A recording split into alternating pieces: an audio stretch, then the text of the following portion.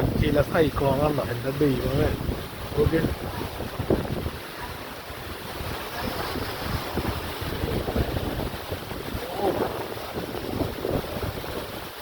വണ്ടി പറഞ്ഞൊരു പണിയിട്ടൊന്നും തോന്നുന്നു.